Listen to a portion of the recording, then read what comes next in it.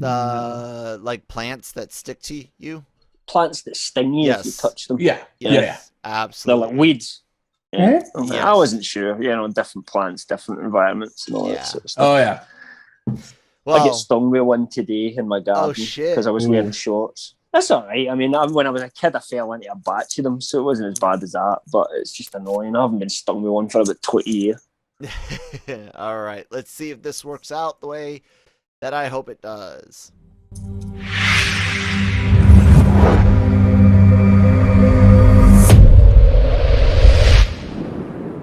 And it did.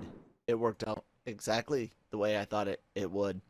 Welcome, ladies and gentlemen, to something brand new, the Genreverse BattleWorld Podcast, GVs BattleWorld Podcast. What the hell is that? We decided that there's a few of us here that like war movies. The Genreverse Podcast Network is about broadening our horizons, and damn it, fucking war movies are a genre. So let's talk some war movies. One of the cool things about this podcast and the idea behind it, and the three of us that are involved, myself, Kyle, I'm also joined by Shockey. What's up, bud? Not too much. How about y'all? Doing good. And of course, our other cohort from the Cantina podcast, our Star Wars podcast, Cam Clark. Hi. And each of us kind of brings a little something different to the point of view of war movies. All three of us, first off, are huge film buffs. So like the technical stuff, your cinematography, acting, writing, things like that. We can discuss things like that. Shockey teaches history. He's studied history in academia. He's got that book learning. I have a military background, both having served myself as well as grown up with a Cold War era soldier father. And then Cam is Scottish, so that works itself. There was some famous general once said that the greatest army in the world would have American technology, German commanders, and Scottish infantrymen. Mm-hmm. I was also going to point out that Cam does have some experience in was it TV production or film production? A little bit experience like in the writing side of things. A little bit on the writing side. And some of the best historians out there are the armchair historians. They're the ones that will one day write to a journal and get published and become the next big name you see on TV or something. And a lot of them might just have a simple, bachelor's degree, might not even have a degree. So there's awesome things that each of us are bringing to this, a passion for history, a passion for... I'm a bit of a history buff as well, especially when it comes to some of the wars, actually, which I think, especially World War II, which I find a fascinating subject. I could watch documentaries on that all day long. That's what I meant by the armchair historian is the history buff. Yeah. That's what my dad was. He's a history teacher too. And I told him that he couldn't call himself a historian though until he was published. Or he got his doctorate. And, did he do both? He's been published and he's working on his doctorate. So he is a historian now. Yes. Yep. That's the ongoing joke for the history majors in college. That you are just a guy who graduated with a history degree, but not a historian until you get published. Or you get the PhD. The PhD. And it's funny when it comes to movies, because strictly speaking, movies don't have to be sort of historically accurate, do they? A war movie doesn't have to be historically accurate. But at the same time, sometimes when it's so obviously not, it can ruin the film as well. Like I'm just thinking off the top of my head here, Enigma, which was particularly offensive to the British because they basically just decided to pretend that it was Americans that got a hold of and cracked the Enigma code machine in World War II, you know, so that might kind of play well in an American an audience that doesn't know their history, but, you know, once you play that over in the UK, people are going to be like, wait a minute, I don't like this now, you know, so there are sometimes situations where historical accuracy can be important in a war movie as well. Yep. Most John Wayne movies are not historically accurate. I mean, is that a fact? Yeah, I've seen a few of them. My dad is a massive John Wayne fan, mostly the cowboys, but I've seen the odd war movie. But I think at the time of those though, they were more like propaganda movies. Yep, exactly. Yep. You know, basically, which the other sides were doing as well. It's just, you know, our side won. And, you know, obviously American films became part of kind of pop culture all over the world. So we remember those ones more. But that was done, you know, Russia did the same thing. Germany did the same thing when it comes to sort of propaganda war movies. So, yeah, that, you know, we're all bringing these unique things and points of view to the podcast. And it's not going to be a Cantina style for those of you that know what the Cantina is. It's not going to be a Cantina style review. We're not going to go step by step, but we're going to be talking about Saving Private Ryan today. Today marks 77 years since Operation Overlord, since D-Day, as it's commonly known, June 6th, 1944. I think when it comes to D-Day movies, that's the one that sticks in your head because it's not a particular thing that was covered in a lot of the bigger movies before, is it? Was it The Longest Day? Yeah, The Longest Day. Yeah, but like Cam was saying, there were more propaganda films. Like it was more like boosting it up. Yeah, you know, the technical know-how at that point to like really immerse you in to what that was like. So the first time we had really, you know, you hear it talked about, you hear people talking about what happened, especially on Omaha Beach. But you didn't really get an idea of what it was like until you saw Saving Private Ryan's opening. I don't think. So that's kind of like the first thing I wanted to kind of talk about was our first time seeing this. This film came out in '98. It got nominated for 11 Academy Awards, which is awesome. It only won 5. Lost Best Picture to Shakespeare in Love, which was garbage. Oh, it's the Oscars for you. But Spielberg did get his second director's Oscar for this film. I saw it with my dad. You know, he was an infantryman. He was in the 101st. He knows all about the units there. The 501st. You know, my dad was in 187th, 327, and 5050 Deuce. He actually did 3 different times at Campbell with the 101st anyways.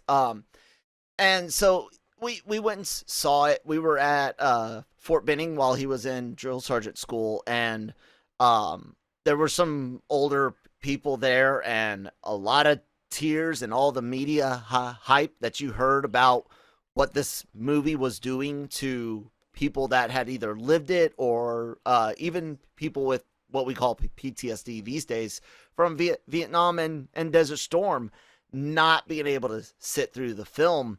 And even for my dad, it was a tough film for him to watch, but it was such an engrossing movie. And I'm a Tom Hanks fan. I'll watch him sit in a chair for 2 hours.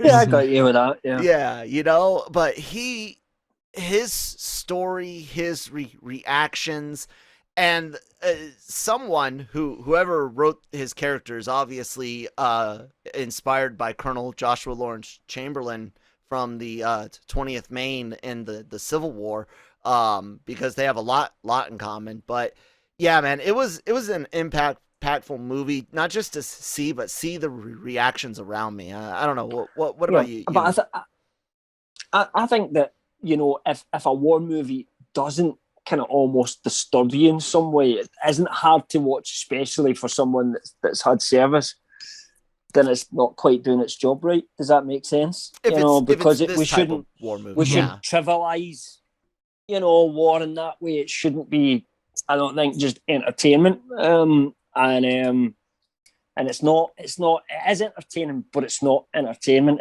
If you take my meaning. Yeah, Saving Private Ryan. It doesn't pull punches. Yeah, you take great army movie. Every soldier loves it. Stripes. It's stupid funny. We absolutely love it because the Marines, they get all the films because they're star, limelight hogs. But the Army, we're like, fuck it, man. We're too busy working to bother with Hollywood shit. So we got Stripes. But yeah, you're right. This type of movie, it needed to send a message, and god damn, dude, Spielberg did it. I think what's special about this movie too is really the first 15 minutes. D-Day itself was only 15 minutes or 15-20 minutes of this movie right off the bat, and then that was the most action we get in the movie until the machine gun nest. Until we get the very end when they meet Private Ryan.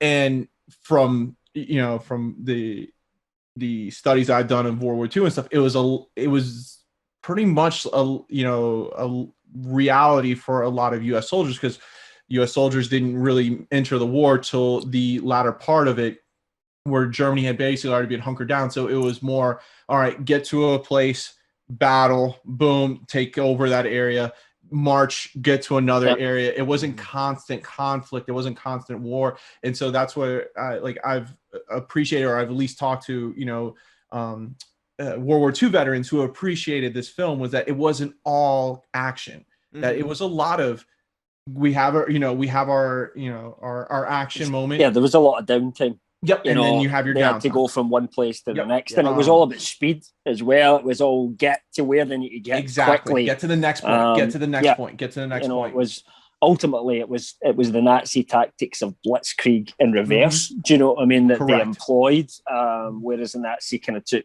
the defensive position. But Jesus, I mean, compared to in all the beaches that Allied forces landed on, if you're going to show one on film, it has to be Omaha Beach, right? Because the amount of lives lost in Omaha Beach compared to all the other landings, it just dwarfs them completely, because they were not as bad as that anywhere else, because the Germans weren't prepared,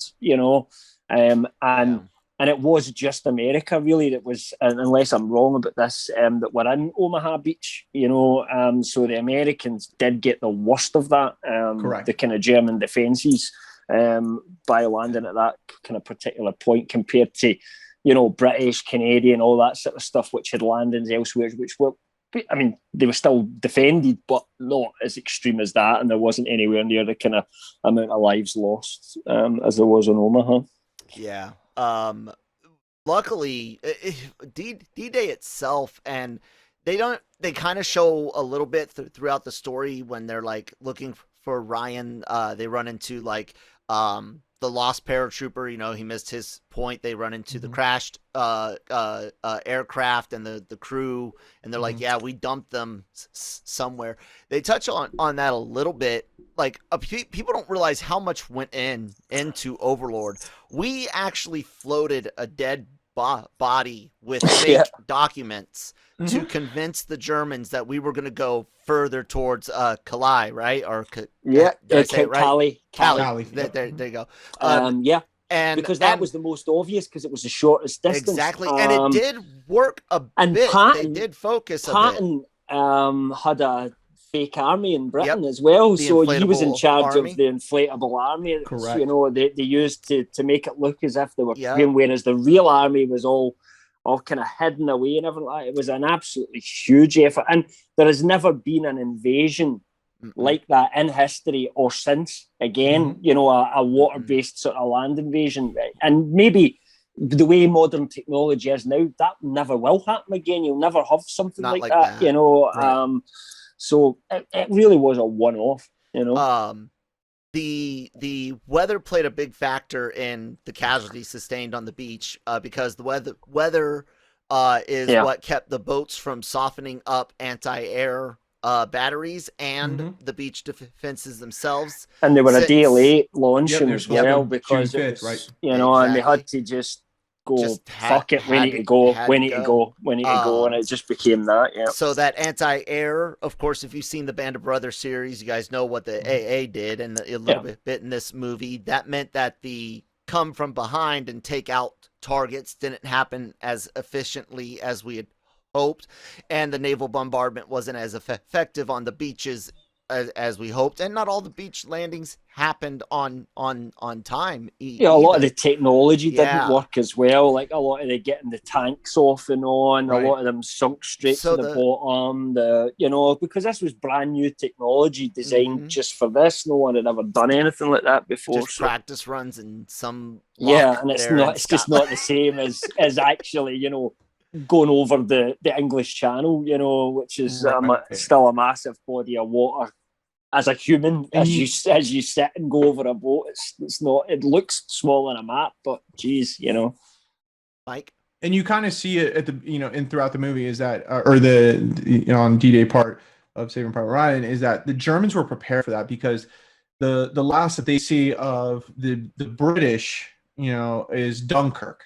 Dunkirk is they evacuate and come back over, and so other than in Africa, 2 years because we were still in Africa, right, of course, but right, Europe, Europe, in Europe, Hitler basically saw them leave.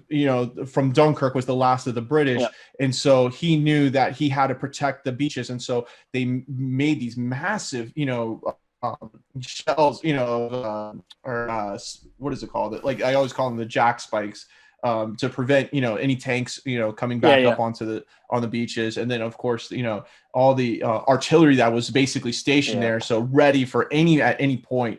But to organize that big of an operation, to organize anything that extreme was just it's never going to happen again in history. You can't. And also, what the Germans couldn't do was completely man the entire French coast. Correct. You know what I mean? Yeah. So they had to choose where to focus the forces and where they had less, and that was a big part of it. Because if we had launched into somewhere where they were expecting us, casualties, would have been crazy, and it potentially would have failed. Yeah. And hey, guys, I just stopped our videos because the audio started getting choppy, but we're still good. Keep going. Okay. Yeah. And so like when you talk about technology, like the limited amount of technology with no tanks and everything, you see that in Saving Private Ryan, where as they storm the beach and they're trying to break through on the first ridge, they have to break through that fence, but they have to use basically pipes and and try to dig a hole through it so that they can lean and basically send explosives over to kind of blow up an area so that they can start walking through and getting into that the second wave of where the heavy artillery that the Germans had basically stationed themselves on. So like you're right, basically everything that had been planned on doing, whether it was coming in from behind, whether it was air support tanks, basically went out the window, and it was more improvised than anything else.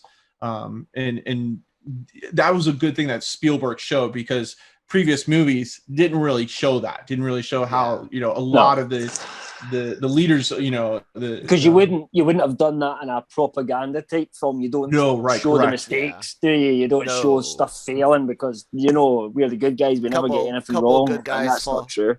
Couple good guys fall down and then get up and carry on. Do you guys know the one big glaring unrealistic thing in this entire scene is? It's the underwater bullet damage. Yes. The underwater bullets lose so much energy the moment they hit water.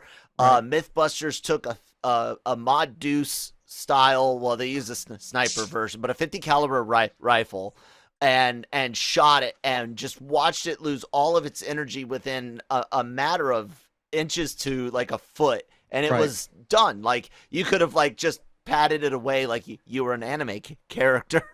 And from the distance that they were firing upon too, it would the bullets would have had very little impact on. But I remember reading.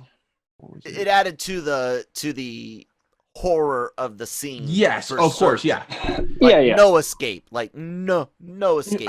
I forgot what book what it I liked was. is that they showed, it's really horrific, but they showed people just drowning under the weight of their equipment. That's what that does happen. Absolutely did happen. Yeah. That was the big key there, was that the amount of weight that those soldiers were carrying on their sacks and everything. That's what ultimately led to their to the demise. That was a huge issue. So there's no denying the realism of the scene, minus that the horrors of people picking up limbs, the shell shock moment that Tom Hanks's character has, the captain has, where he just sees everything going on and then it clicks. Okay, time for action, time for move.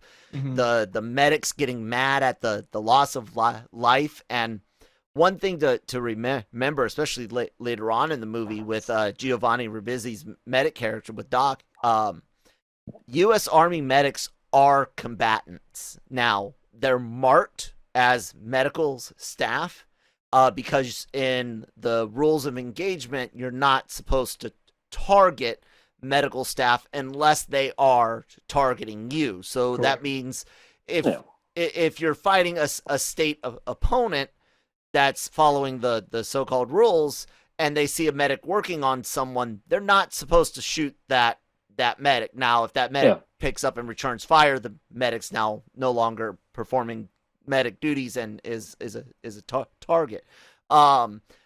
They have this mission, this drive, though. I've known several medics, including a ranger medic, and just that drive of the patient, that is their sole mission when they're gearing up to go outside, and if shit hits the fan, it's that patient, all else be damned.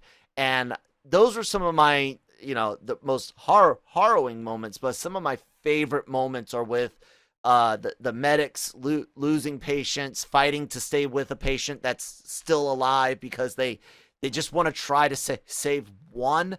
Just, oh God. But just having to make decisions as well to move on to people that are got a better chance of survival and who doesn't, And usually the battalion surgeon, the officer, not the enlisted medic that gets to do that, or the senior medic, the guy that's got the experience. Then that's that scene where he's like, this one's gone, mark tourniquet kit. Yeah, this one you can help me, maybe. Yeah, that's triage, man. It's that's the toughest to me. Like, there's no way I could do triage. There's no way. Like, I give all my respect to any medic in any service. They just have to. They have to turn it off, because if they don't, someone else dies. They lose everyone. Right. They've got. If 50 men get injured and they save 30, that's a good shift. But if they didn't do a triage system, maybe they only save 10 because they don't get to someone else quick enough. And you just can't do that. So it's just part of the training, isn't it? I suppose it is these days. I mean, even doctors casualty. In hospitals are similar. In some ways. They have to switch off the kind of emotional side and just you're just a patient, you're just a problem, and that's the way they have to think about it. To get through the day, I think sometimes. Yeah. So moving on a little bit from D-Day, the whole mission here basically is they took the true story of the Sullivan brothers, a group of Navy brothers that all perished on the same boat. Really, really, really terrible idea. It helped the military institute a last soul survivor program, which does not mean that you cannot be drafted, and does not mean that you cannot serve. There are things that can be done, and yes, you can still serve your country even if you are the very last person in your family. There's just additional paperwork for it, but it was a terrible thing. And what the military did do is it tried to make sure it split siblings up.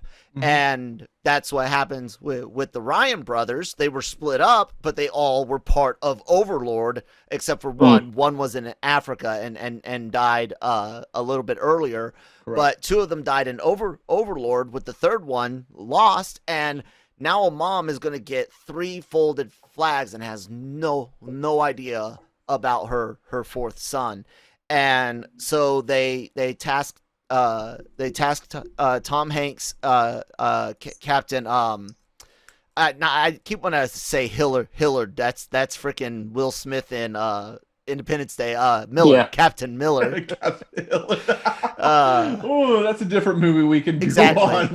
No war movie. That's a different war movie we're going on there. Captain Miller, they basically say, hey, pick the cream of your crop, a squad plus, and let's go get this guy. He's dropped back there somewhere, and get him home. And it's coming from the chief of staff. You know, this is going to happen. I'll tell you what. Let's mention the cast here, guys. We get to see young like Vin Diesel, young Adam Goldberg, Giovanni Ribisi, Ted Danson is in this movie. It's a great cast. Giamatti's in this movie, and dude, Nathan Fillion as the wrong Private Ryan. Right. Listen, like, so it's so sad, but this movie, he's so funny in it. Yeah, this movie, and then Black Hawk Down had the two most amazing casts of actors, like they were put in there before they hit their prime. Basically, you know, you have Tom Hanks in his prime, but everyone in this movie, you have a young Matt Damon who is yet to hit his, you know, his stride. Vin Diesel, you know, like you said, this cast was amazing. Adam Goldberg, who's going to find, you know, success later on in the Goldberg TV show and stuff. But yeah, it's unbelievable. The only person that I think that was missing from this movie was Ben Affleck. So yeah, but he was busy trying to do the Thin Red Line, which I did not like as much. But this Pearl Harbor after that was a couple Pearl Harbor. He got his war movie later. He not a good one. But both times he played over in the Pacific. See, that's the problem, playing over there with the Navy and the Marines. Go Army. Anyways, so our group of Rangers, and for those of you that don't know, the Rangers have a very storied past in the United States Army, going back to the Revolution. They are special operations to a degree. They're elite infantry unit, light infantry unit in the United States Army. They're badasses. I love working with and around point them. In time in World War II, the they were Americans different. Didn't have special forces, no, so they like would have been now. the special forces. They were, you know, the special because forces. Really, it was in World War II the idea of special forces was kind of invented in the first place. You know, your SAS helped spawn the Rangers who helped create the training regimen for the Green Berets, and those guys helped create the SEALs all that sort of stuff. Yep. It's just advancement of warfare. Yeah, but all of it can go back to these Rangers, and I you know, there's a medal that you get for doing your job well, not like super well. I'm saying like, oh, hey, you finished under budget or you know, behind or ahead of schedule. So there's something called the Army Achievement Medal. Sometimes they mean a lot because you did something extra beyond your 9 to 5, right? And they award it for you, and you're like, yeah, hey. Other times it's like, yeah, you did your job and you did it well. Okay, sure, I'll take it. I got one from the Rangers, from the 75th Ranger Regiment, because I kind of was pawned off on them for 4 months to do work on a base, a special base in Afghanistan. But for me, it was just the experience of a lifetime for 4 months to get to play JSOC. But basically, I didn't wear my normal uniform. I didn't shave. I didn't. You know, I had a sidearm and some khakis, and it was great experience and a wonderful chance to see that side of the Army. But the Rangers, they are more of the story. This group is more of the story than Ryan ever could be, and throughout it, the points that I love the most are them walking and talking. The fact that they have a pool on what their captain's job was and what his home is, right? They curse at each other. They do everything that me and my brothers and sisters did in Afghanistan and Iraq. You know, whether we were in a stressful combat situation, like my first time in Iraq, or even the laid back construction times when, or deconstruction of Afghanistan in 2013. Both times, man, you're still dealing with crappy living conditions, away from friends and family. You can't easily fix a faucet at home, stresses and things like that. And this movie, again, like Captain America and the Winter Soldier, or, well, yeah, sure, Captain America and the Winter Soldier, Falcon and the Winter Soldier, this did such a great job of just showing you guys, we are that fucked up, we are that dark. And yes, the scene with the dog tags, you would have to get some of us to stop doing it, because we're so out of it that we're not even realized that the people around us aren't desensitized yet. It happens. Yeah.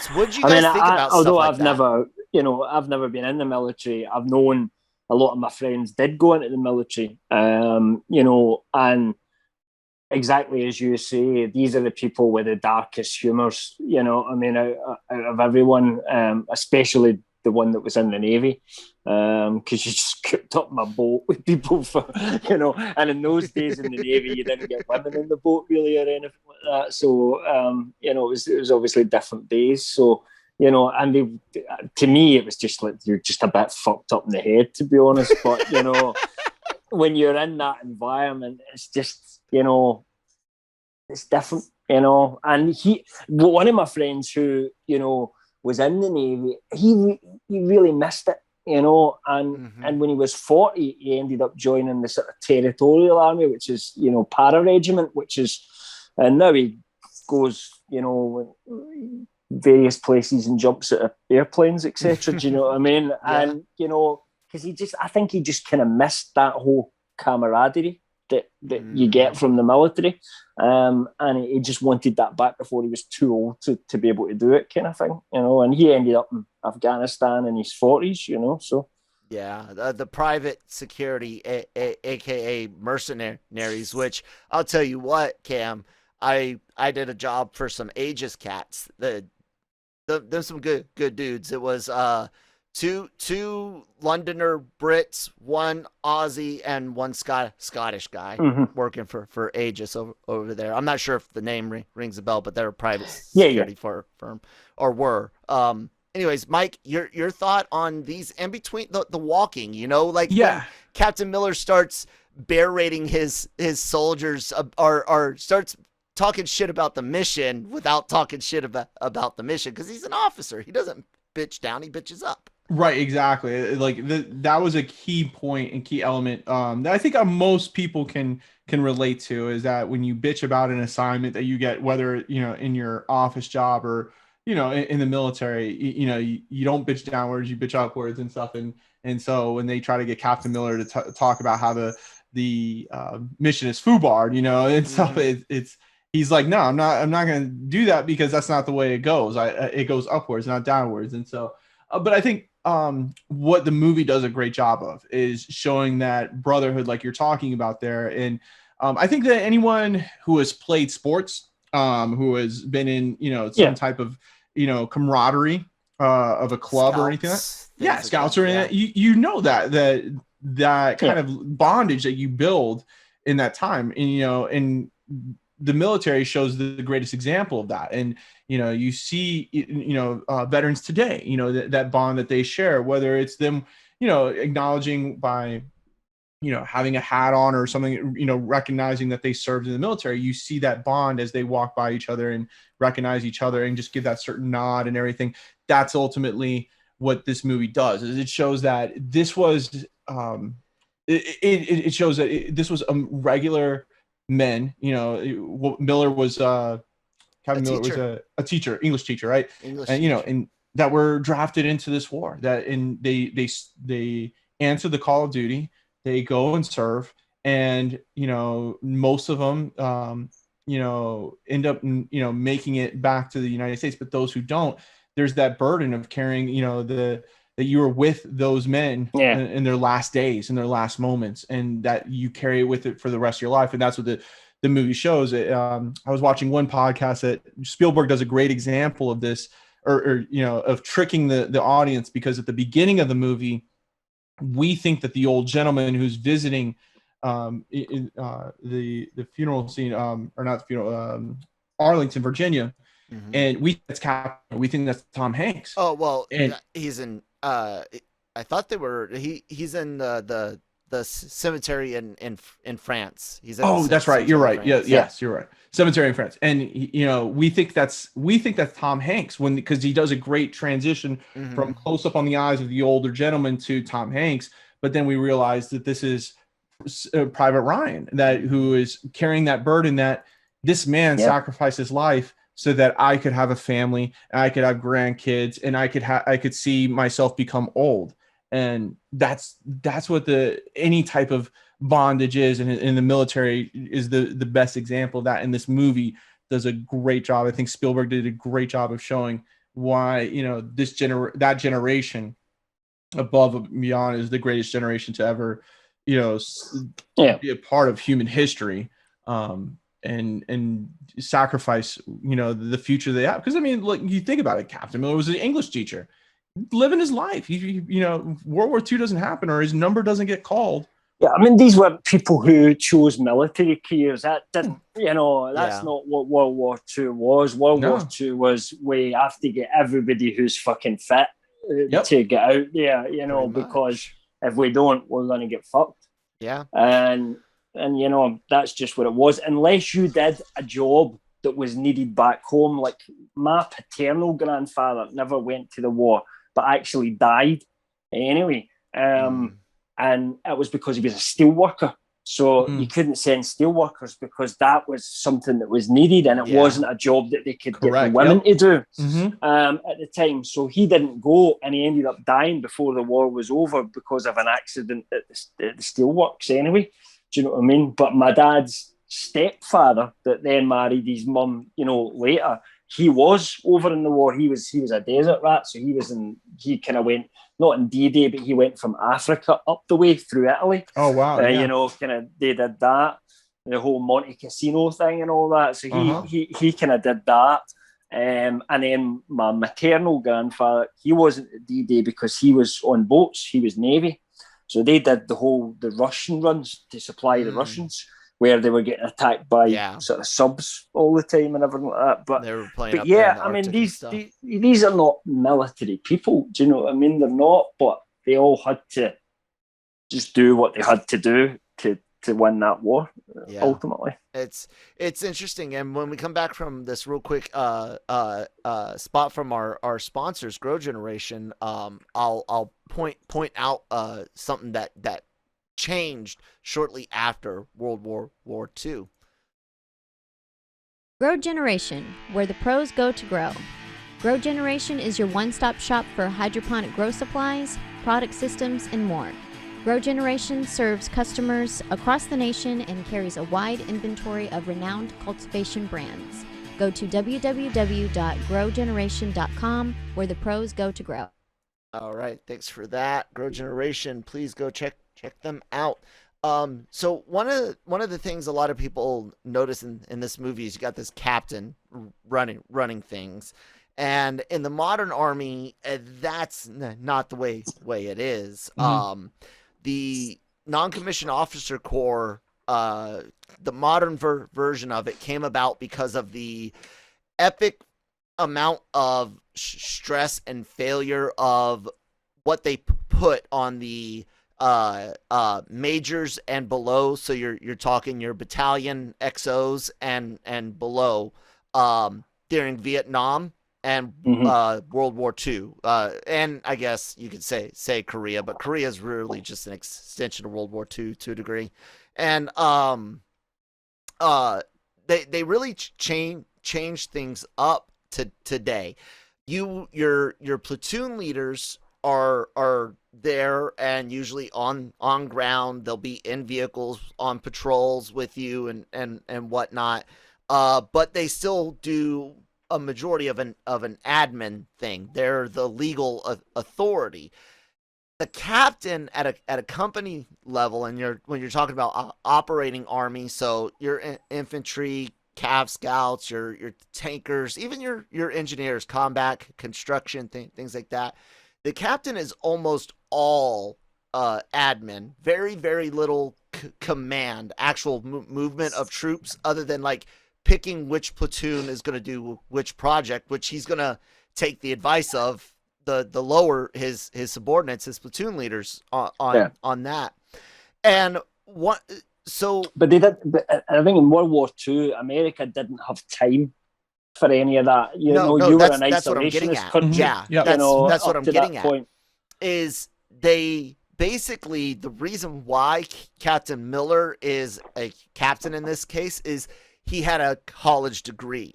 Yep. It was really the world wars going and saying, oh, college educated people are more likely to be smarter, which we all know is that an academic pedigree does not mean intelligence. Correct. or wisdom. But that's why he basically went through the ranks and ended up an officer. He had a degree. Think about that. English teacher, officer, not only that, but you happen to be naturally physically fit and a good shot, so Ranger infantry officer. Holy fuck. I mean, you got to think about how, like, today to be an officer, what it takes. I mean, it's more than just having a simple degree. I mean, if that was the case, how many people would go in the military so that they could get the pay of an officer? I mean, it's and someone once asked why wouldn't you want to be an officer? Because they make more money. And the simple fact is what do you want to do? Because no matter what, at one point in your career, you're going to become an administrator at a battalion, brigade, division level. That's part of your career path. Even if you want to be a command sergeant major in your career on the enlisted side, that's the highest rank at, depending at what level, but that's it. That's the top. You're going to do stints of admin staff positions, years of it. And most of these people just don't want to be pen pushers. I mean, most people don't join the military to sit behind a computer desk. The transition to that admin part happens in the officership a lot faster and is almost permanent. So it's like you only get to play soldier, so to speak, in the officer world for a few years.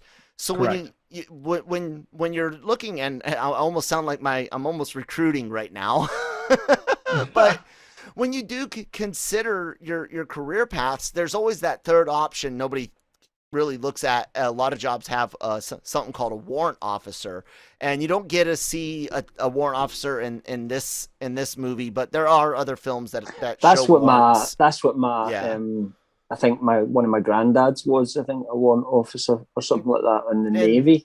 Yeah, I don't know, it'd be a different system, I suppose, in the UK. But in the U.S. Army, they're usually in the technical jobs, and they're the book experts, and so I think he was a former engineer. Yeah, so that's why he did that. They'll come from the enlisted ranks. They only come from the enlisted ranks. You cannot go from commissioned to warrant. You can go from enlisted to warrant. Can you start off enlisted, then go to the school to become an officer and take that path? Yeah. Absolutely. So anyways, back to the movie. Let's talk some war crimes, because we get a machine gun nest scene that really shows us, we talk about the dog tag scene. That's dark humor. They're risking their life for this one guy. They don't understand this is the unit, and they're playing and their buddies dog tags. These are just pieces of metal with names to them. But here at this machine gun nest, a decision's made. They could theoretically go around. Captain Miller's like, dude, if we do that, what? Leave it for the next, American patrol to be ambushed because there's a bunch of poor dead 82nd Airborne laying on the ground, and Shockey knows where they're at, right down the road, and and they decide, okay, look, it's part of winning the war, it's part of our mission, and it is the most direct route to Ryan, to our mission. And so they attempt to take out this machine gun nest, and they successfully do at the cost of Doc, Giovanni Ribisi's character, the medic. It's what is his name as T? They just call him, and I think so, yeah. T and Doc, and it costs him his life. And what they're going to do is they're going to make this German survivor dig everyone's graves for the Americans, and then shoot him.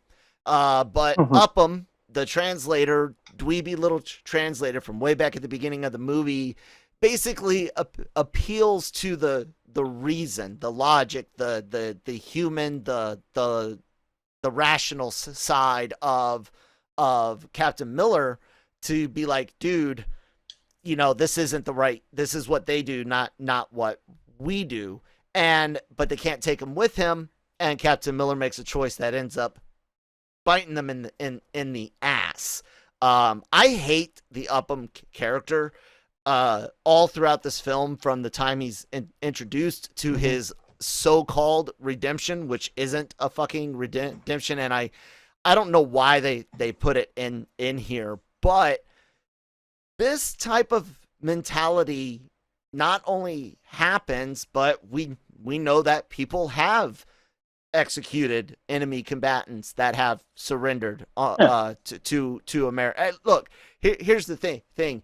Bottom line up front, people, since the first human struck another human, they did it dirty, okay? Every country, every nation, every religion, every ethnic group, every civilization has committed atrocities. So there, bottom line up front. But here, we get to see Steven Spielberg say, it wasn't just Nazis. America did some fucked up shit and considered some fucked up shit too. Cam, as the foreigner, and always hearing about the might and the purity of that outside appearance of the military. This is before Iraq and Afghanistan. This is before Iraq and Afghanistan showing some dirty stuff. What did you think? As someone from Britain, I think we are well aware that it's not as squeaky clean as that. I think there was a romanticism about it for Americans, because you come into World War II, and World War II was a just war where you were attacked, where it was good guys versus bad guys. It was good aspects of human nature versus the bad aspects of human nature. Yeah. And it was a war we had to fight and that we had to win. So it's one of the few if you guys had done your job the first time, we wouldn't have had to come back. Well, it wasn't easy, ultimately, those Germans actually knew how to fight. We were selling stuff to both sides. It turns out it's not easy. And one of the reasons that, really Hitler should have been attacking the US anyway, because they were supplying stuff to Britain in the Lend-Lease system. But Hitler did understand that bringing America in wasn't the right move. He absolutely would have targeted America later on if he had. But he wanted to get Russia out the way, first of all. That was his big target. Go east for Russia. But ultimately, that was his big error as well, because he couldn't do it properly, and all his forces were out in the east getting devastated, and it allowed there to be the chance for us, everybody else to come in from that east coast and west coast and get the foothold there. Because if the Germans had not attacked Russia wouldn't have even been in the war. They would have just stayed out it. They were quite happy to sit out and not get involved. And then all of those Germans that lost their lives, all that money that was spent attacking the east, would all have been focused on defending the west coast, and then you're in a completely different kettle of fish. So there's so many aspects to it. But I think someone from Britain, we'd been in loads of wars before that, and World War I was just a disgrace of a war. Why it was fought, what it was fought for, the complete recklessness of how many people were just killed. You know, the things that they used, chemical warfare and all that. I mean, far more people died in World War One than World War Two, and for what reason? You know, what was the purpose of it? There's still, even after it was finished, there didn't seem to be any true purpose other than keeping imperialism. And of course, America were involved in World War One as well, but in a different way, I think. And you know, I think that's what it is, that a lot of Americans then romanticize that we're the good guys. And I think outside of World War II, where that was true, that's not necessarily true of any other conflict, you know, because there's always two sides to any war, you know. And I think, you know, that's just what you have to accept. And I think as a Brit, I accept that, you know, that's just the case. Sometimes, you know, we're not always in the right all the time. We're not the white knights right now. World War II did have more casualties. The civilian casualties especially upped the numbers in World War II quite a bit. I'm positive. Worldwide, yes. Yes, worldwide, 100%. So maybe certain. not in Britain, but worldwide. Yeah. And again, specific combat aspects. It kind of depends on what you're counting as a combat kill, but worldwide deaths related to the wars. 40 million is like a high estimate, 20 to 40 million for World War I, and 55 to 75, 80 for World War II. Yeah, Winston Churchill was kind of the savior for Great Britain by hunkering down and basically, you know, having the air raid system put in place for the Blitzkrieg and everything. It saved developing radar. Yeah, developing radar. Right, exactly. Like, yeah. So we knew when they were coming. Yeah, the French basically got obliterated in World War II. Yeah. And imagine in Eastern Europe, man, failed as the British call them, you know, I don't mean to offend them, but that's just, you know, we always have this relationship with France, as we call them French surrender monkeys. So yeah, I mean, France didn't do great in World War One either, you know what I mean? Yeah. But they were fighting a war that was World War One still. You know, right. And the Germans had advanced, and it was far beyond that, and they just fell quickly. Most of Central Europe basically gets obliterated by Nazi Germany. Yeah, but this is what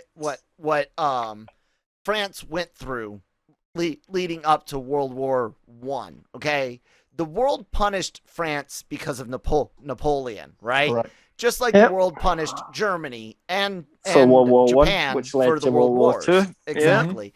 And both of those countries suffered, and to this day still to a degree suffer, and are not militaristically capable of defending themselves, a little bit by choice and a little bit by not by choice.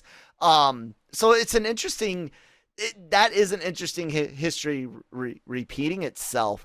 The ending of the movie brings us to a big question of what is the mission, what mission matters more, because when they find Ryan, finally Matt Damon's Private Ryan, he's joined a group that has been tasked to hold one of two last bridges that both the U.S. can cross to push the invasion forward. But also the Germans could come in and mess things up because the U.S. isn't set up yet. They're not ready yet.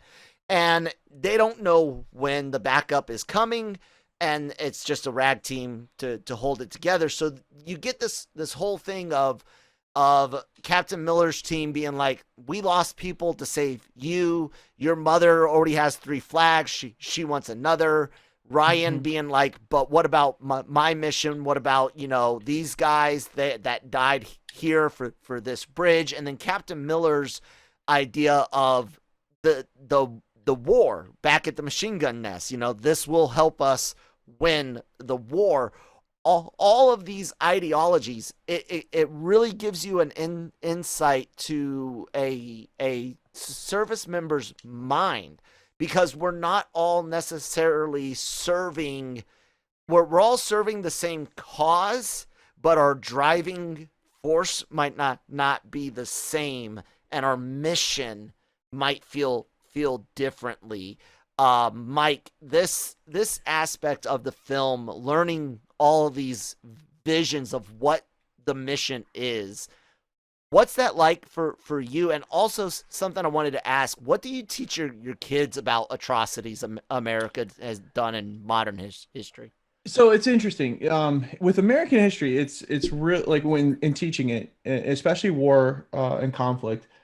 In early American history, you see that there's these generations that go about, and they all have their linkage to some sort of conflict where they come out as the victor, as the white knights, Right. So the Revolutionary War, early Republic era, War 1812, Mexican-American War, then the Civil War. Okay, so the Civil War was unique because it was the conflict internally, and so it showed that it was a different style of fighting, and it was against brothers, and it was against family members, and it was internal.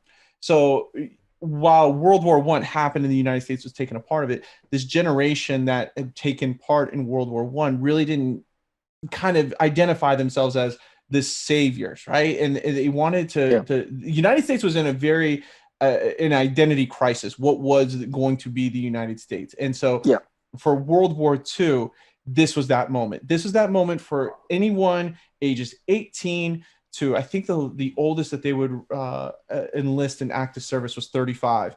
It was their moment to say, look, 80 years ago, roughly, we went through a conflict that, challenged our view of democracy and the vision of what the founding fathers, wanted this country to be. This is that 45. Shining moment.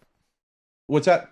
45. Okay. 45 years. Yeah, 45 years ago. And so it's like, this is that generation that's going to show that although we had our issues and although we had our conflict internally, this is what America's about. And this is what we're going to do. We're going to be the saviors. Now, is it clean cut, white and black? We were, the Superman where we do everything by the book and, we don't commit atrocities? No, because war, as we study history in all aspects of it all around the world, that there is war is very gray. There's the aspects of it where you have to commit some sort of type of, not necessarily atrocity, but you have to bend that line a little bit in order to save, sacrifice few to save millions, right? Type deal.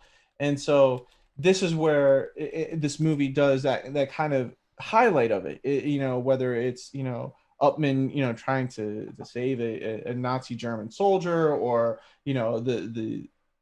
do we, sacrifice 5 men just to save 1 man with saving Private Ryan, Private Ryan and bringing him back home. And, Spielberg shows it. That's why that this generation, around the world was the greatest generation, because they did make that ultimate sacrifice. What was it? 5 soldiers ended up dying in the movie. What was it? Vin Diesel, 6 for 1 man. Captain, yeah, Captain Miller. That's right. So 6 men died for 1 man. You could have easily left, or the mission could have just easily never happened, and said, you know what, this mom's gonna get 4 flags, and her 4 sons died valiantly, saving the world and stuff, and it'd be over with. But what it shows is that, what is it worth to save 1 man? And you sacrifice 6 men, but those 6 men also have to commit certain things that we don't necessarily accept outside of war. Now, inside of war, if you serve, that's why I think in wartime, and you're serving and you're in the military and you have to make a judgment call, and it's something of that, where it's not covered by the rules of engagement, then it's very difficult to judge somebody in that moment, and that's where I think this movie does a great, it really challenges that mindset. I'll say this about it. What it does is it shows something. It shows that even without a well-established ROE, just that general humanity can and does shine through, even in dark moments, It also, to me, shows that, in my experience, the idea of fighting a war to win hearts and minds is oxymoron and does not work. You do one thing with war. You wage it upon your enemy in such a way that they can't wage it back on you. And you hope to make it so terrible no one ever wants to do it to you again. However, I'll quote someone that is very controversial figure in American history, but it is a very poignant quote. Robert E. Lee of the Confederacy did say, "It is good that war is terrible, otherwise men would grow fond of it." Because look at us here talking about these beautiful scenes, and I'm a person that has seen, bad situations up close, and even I can get romantic about a war movie, and I can even get romantic about the times when it was like, hey, we just had a 916 get hit, we don't know their status, QRF's rolling out, let's go. There is a hero moment that happens, and it's never as dramatic as it is in the movies, but there is a certain aspect to this that even when we're there, we can say that we're doing it for all the right reasons, but there is that ego in the background that's like, man, this will make a great book one day. Yep, you're right. So they end up staying, of course, to protect the bridge, because that, America's got to win World War II, and you made this bridge a part of America winning World War II.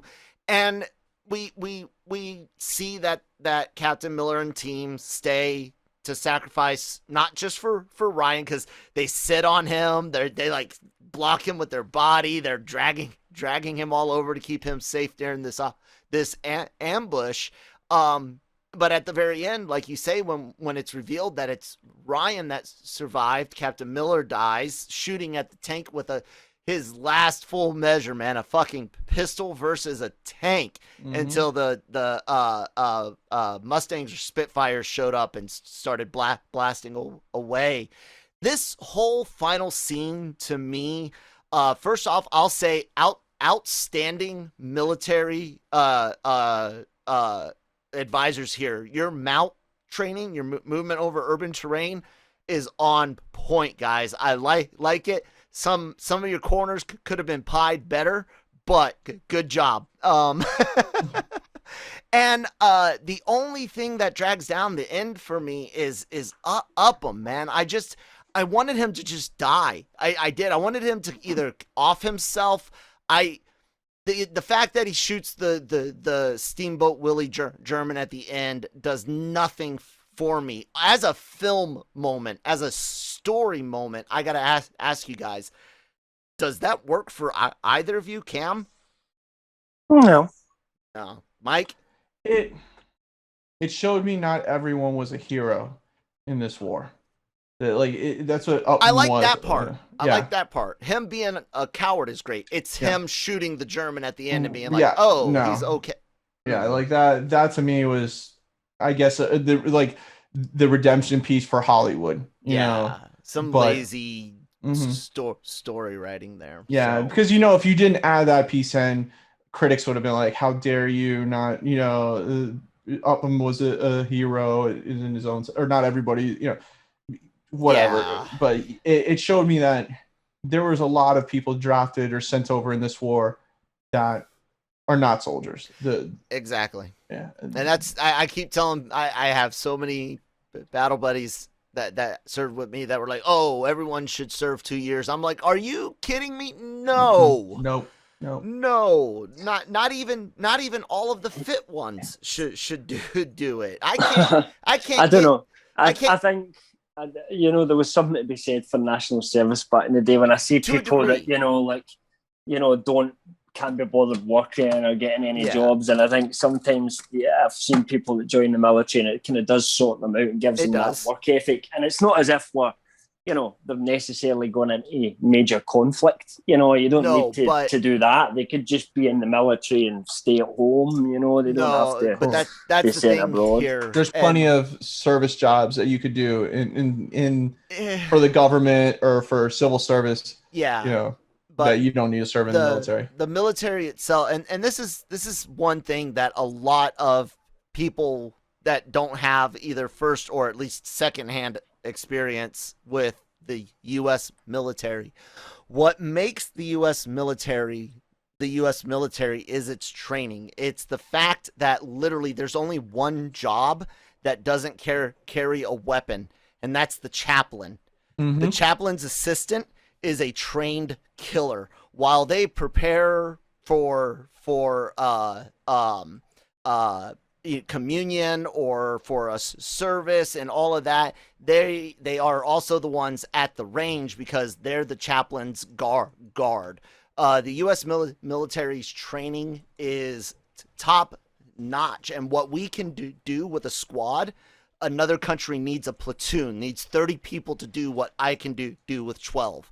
And it all comes down to technology and training, and it's why we're able to do what we do and be as small as we are. And people are like, oh, but you have over 500,000 active army alone, 2 million active and reserve total across the board almost. Yeah, that's really small when you consider how many countries we're in, how many service members are stationed abroad, how many fleets we have, the fact that we got 11 carry, right. It all adds up, and the world benefits from that military projection, and it all came from World War II.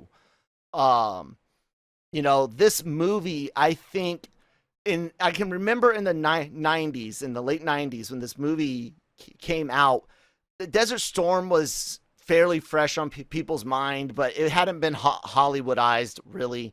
Kosovo and Bosnia were on our minds, but those seemed different. They didn't quite seem like a war. And then the closest thing we had was Somalia and Mogadishu with Black Hawk Down, which was terrible. But even that was short, and I think World War II was even kind of fading out of favor.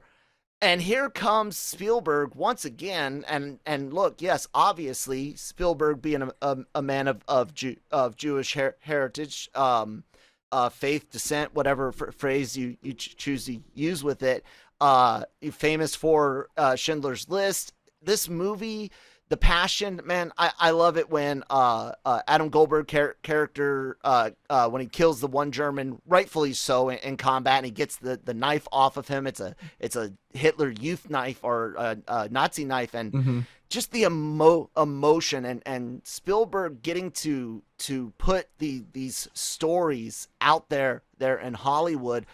I think Saving Private Ryan may have revitalized the genre in the 90s. What do you think?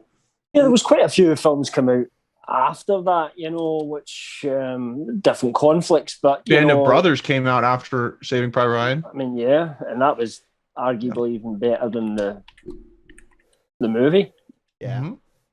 Yep, that's absolutely great.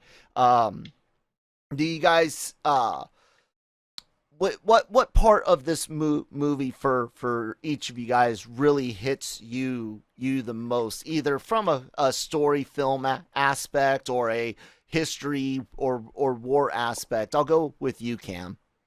I mean, it's the beginning in terms of the DDay landing, because I've read so much about it, I've watched so many documentaries about it, that you just don't quite. That was the film that made you kind of feel like you really were in it. And that was the first time I think anything had ever truly done that for me.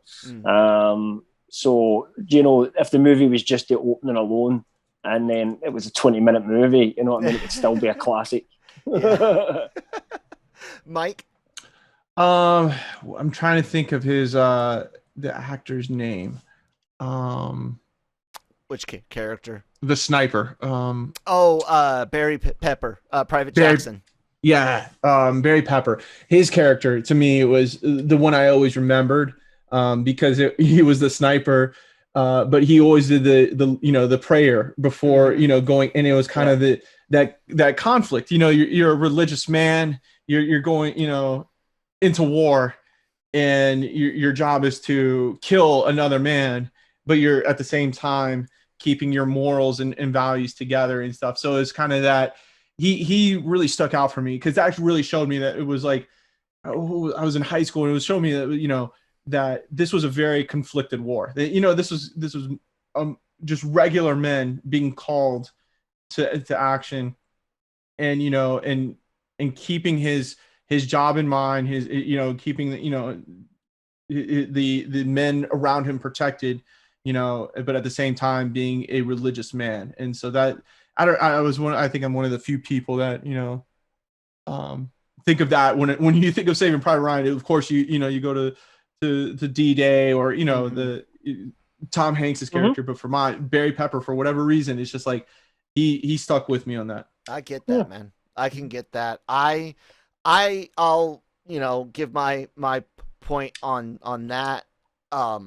My prayer before heading out in Iraq, and the few times I did in Afghanistan, because I didn't go out as much the last two times as I did the first time. And by out, I mean outside of the base, outside of the wire, on a patrol or convoy, whatever. There's so many different terms people use these days versus what we did in 05 and 06. But I usually just said, hey, if I have to shoot, let me hit what I need to hit and get home. Right.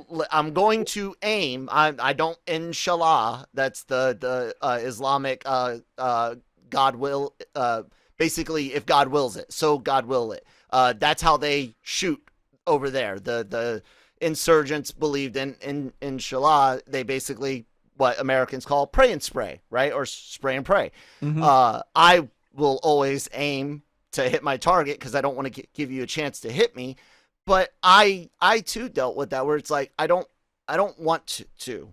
And when you are presented with that moment, you can be very thankful for training.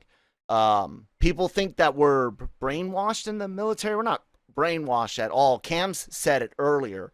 We're taught how to shove certain things down, shunt something away. Correct. To complete a mission. Just to do your job. And then we process it later, and that's called PTSD. Well, so, if you think about it in modern sports today, think of it like, you're teaching, kids or, to, whether it's a baseball game, basketball, football, hide your emotions, focus on the task at hand, do that, repetition. That was the one thing I learned. Mm-hmm.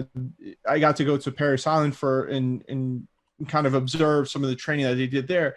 And it's all repetition and just kind of just instilling it in your brain so that when that time does come, there is no thinking. It's all pure muscle memory and action.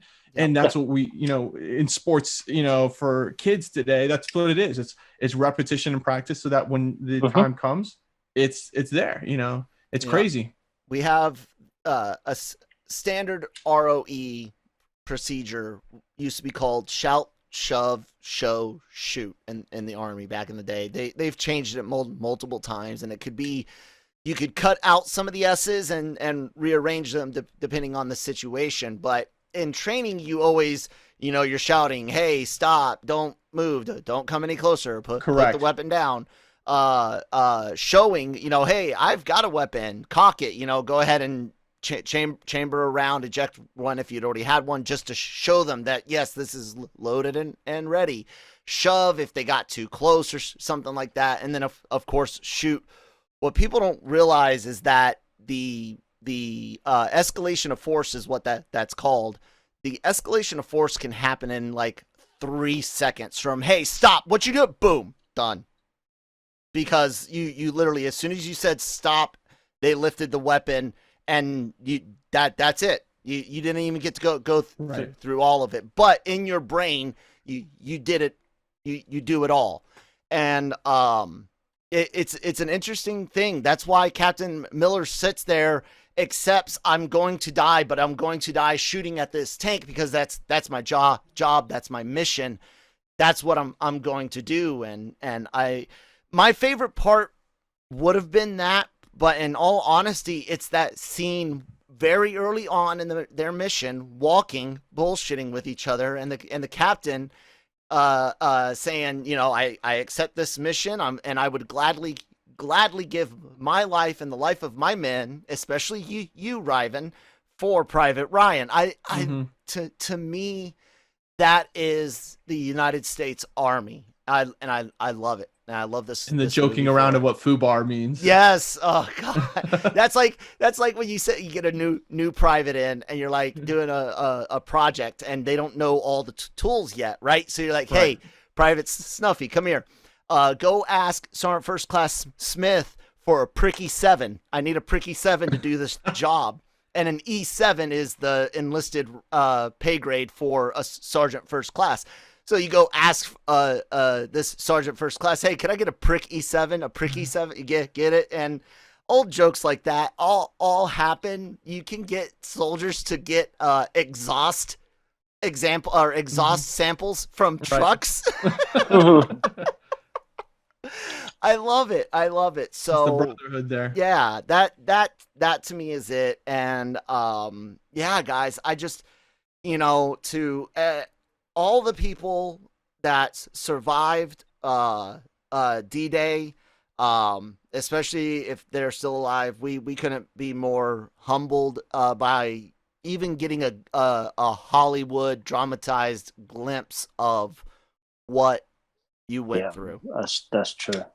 Yeah. And I think we could all say bravo and thank you to Steven Spielberg and his team for providing. I definitely put this in my top 5 war movies of all time. Yes, I agree.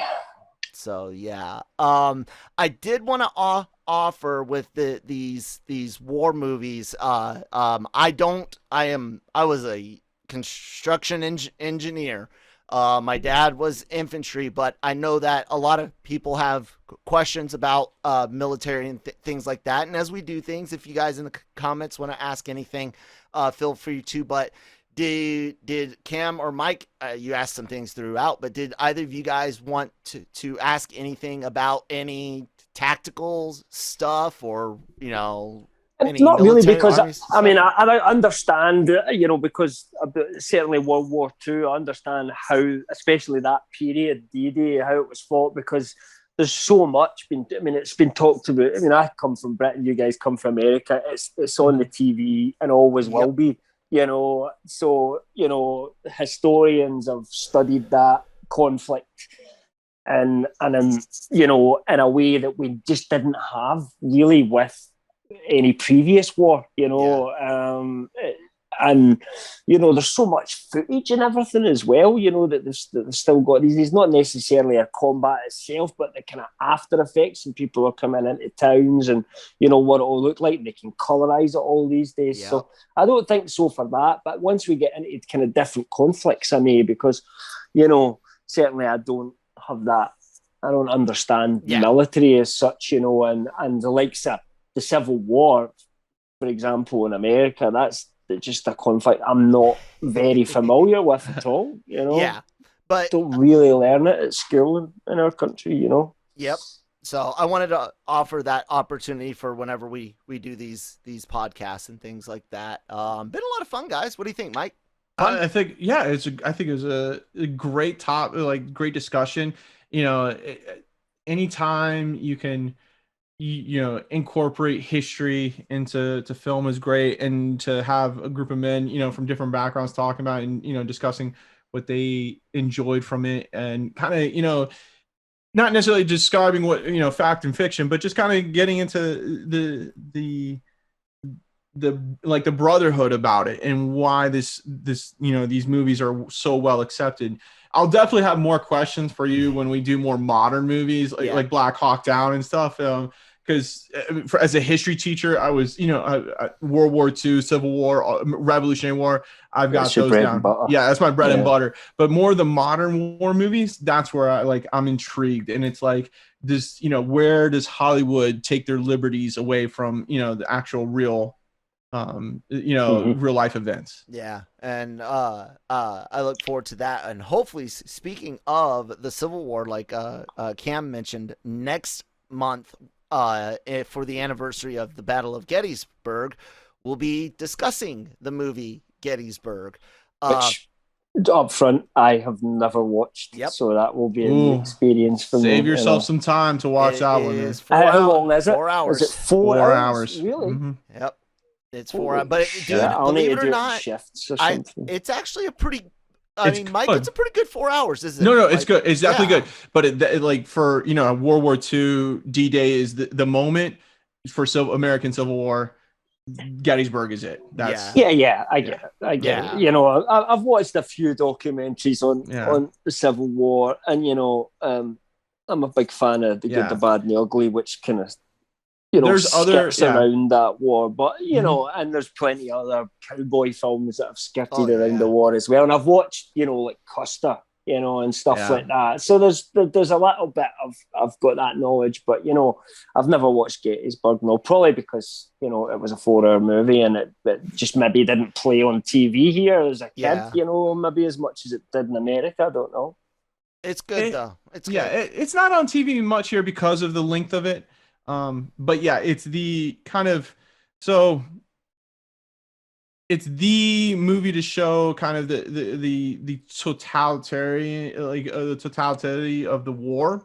There's other ones that are out that are more recent that I think are better at showing kind of certain aspects of Free State of Jones with Matthew McConaughey does a great example of showing how conflicted the Confederacy was. Like, it wasn't just everyone in the Confederacy was pro-slavery, pro-Confederacy. It shows both sides. No, and that would be the same one. Lincoln is as well. It wasn't as simple as it. Yeah, and Lincoln is a good one as well, showing how divided the Union really was and how difficult Lincoln's presidency was. I didn't watch Lincoln because I have a hate relationship with President Lincoln because me, I'm a constitutionalist. So correct. So first off, what he did, while was great, the proclamation was technically unconstitutional. But I'm messing around, guys. I said it was a good thing. Relax. My thing is, I hate that we do not teach in school generally. You got to find special history teachers to say,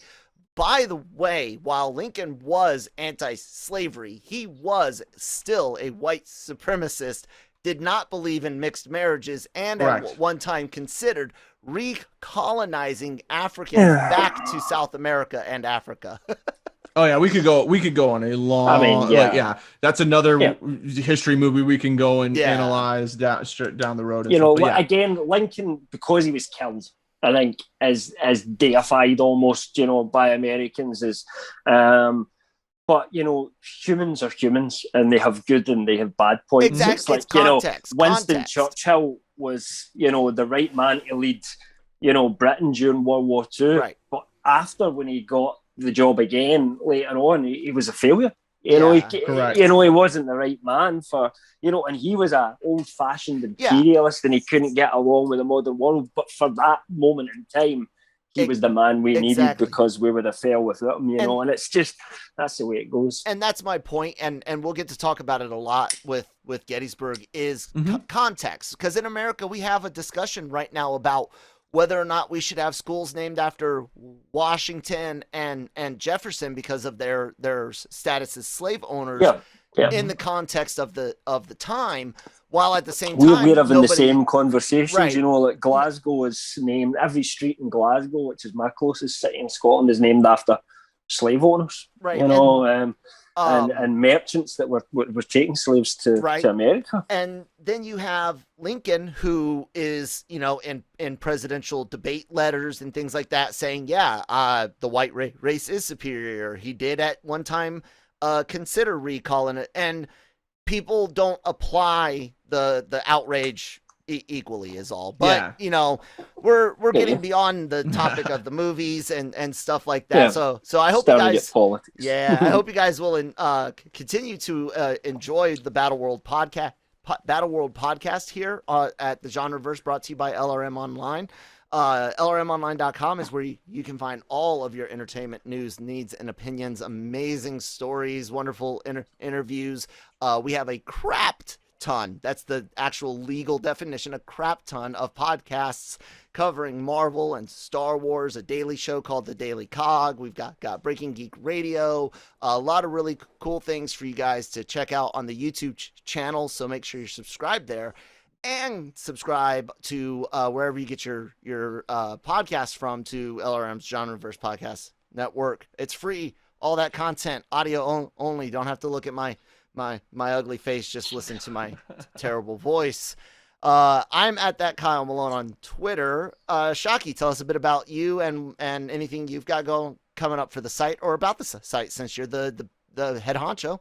I don't know if I'm the head honcho. I just maintain the subhead honcho. Yeah, the subhead honcho. You can find on Twitter at LRM_exclusive. Like Kyle said, we're making the big change on the podcast network to the Genreverse, and we're trying to add more topics of discussions and trying to branch out further on LRM Online. So make sure you keep checking in, and put questions and things in the comment section so we can keep adding on and keep expanding this website. Outstanding. Cam, what about yourself? Yep. I mean, my main role is the LRMonline.com actual website itself, writing, stories, making sure that, and really when it comes to that, we have different writers covering sort of different subjects. My main focus is on the big franchises, so the Marvels, the Star Wars, the DC stuff, the fantasy stuff that's coming out. So, our job is to just try and get that information, whatever's happening, spoilers, rumors, just breaking news or whatever, and get that out to you guys as quickly as we can, and hopefully with some opinions that go along with it as well. Absolutely. Well, thank you guys so much for listening. Give some tips, make some suggestions for movies. Cam is going to get to choose the movie for August. So I have no idea what he wants to do. So the only thing I can think of is, like, do you want to watch like Waterloo or one of the Zulu movies or something? No, I'm joking around. I'm not actually a fan of a lot of those types of films. I mean, I should have said Braveheart, which was my country's great war when we won our independence against, England. But, I don't know if I call that a war movie, I suppose it is a war movie. Yeah, it's a war movie. But if I'm thinking what my favourite war movies are, they're the stuff from the Vietnam War. Oh, all right then. Well, stay tuned, guys, and find out what that is. But look forward to Gettysburg next month, and again to the D-Day veterans, those that gave their lives on the beaches behind the enemy lines. Thank you, guys. We're humbled. The world is thankful. God bless you all. Thank you guys all for listening. Have a great day. We'll talk to you next time.